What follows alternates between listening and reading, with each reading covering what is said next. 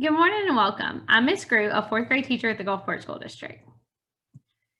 Today, we're going to be comparing two decimals to hundredths by reasoning about their size. We're also going to be able to recognize that comparisons are valid only when the two decimals refer to the same whole.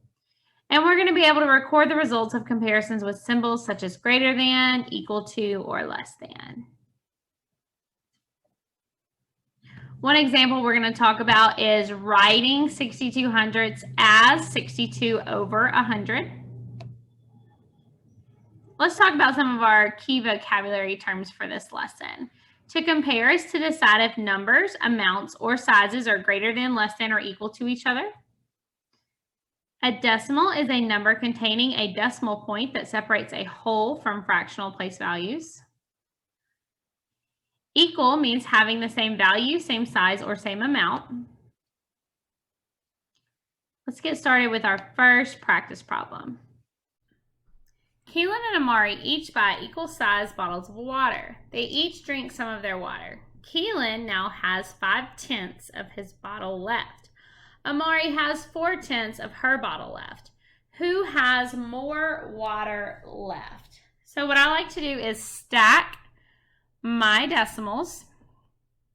So I'm going to rewrite them, but I'm going to make sure they are lined up using the decimal point.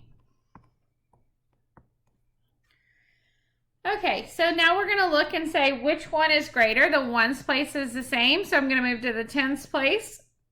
4/10 is less than 5/10. But in this situation, we're trying to figure out who has more water left. So if Amari has drank less than Keelan has, then that would mean that Amari has more water left in her bottle than Keelan does.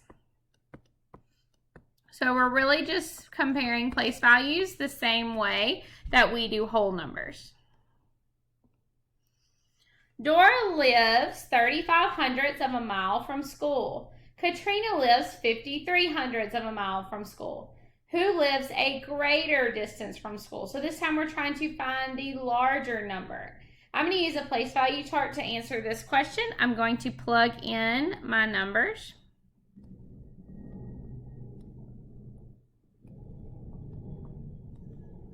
I'm going to start with the ones place. They're the same. So I'm going to move to my next place, which is the tenths place.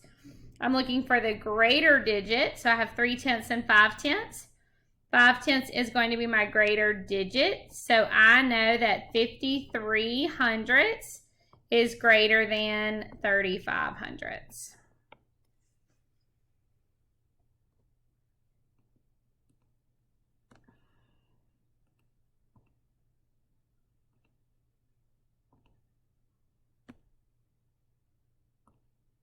Sorry about that. Okay, now we're going to shade and label the models to show 33 hundredths and 35 hundredths. So when I'm shading this, I know that each column is 10. So I'm going to do 33 hundredths first.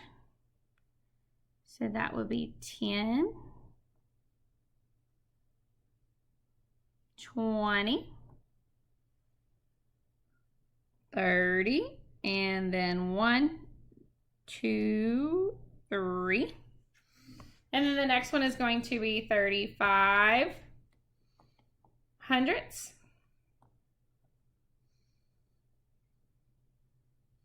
10, 20,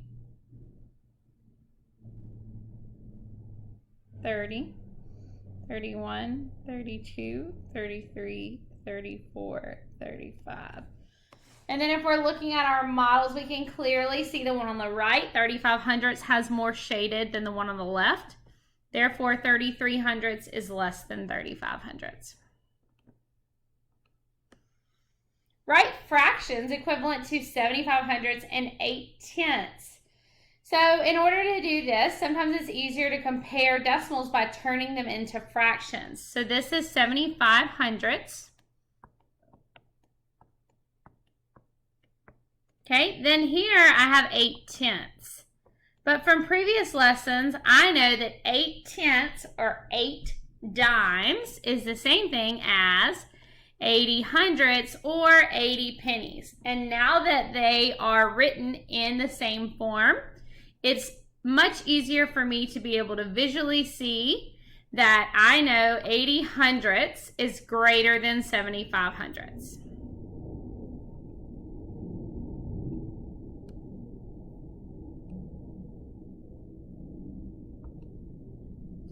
Anna writes two numbers that are between 4/10 and 45 hundredths on the board. What numbers could Jana write?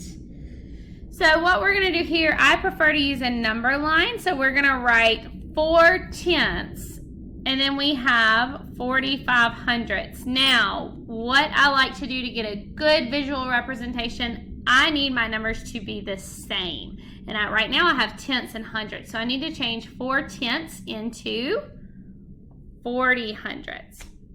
Now I'm just going to pick two numbers that would go in between 40 hundredths and 45 hundredths. So that could be 41 hundredths and 43 hundredths. It could have also been 42 hundredths or 44 hundredths.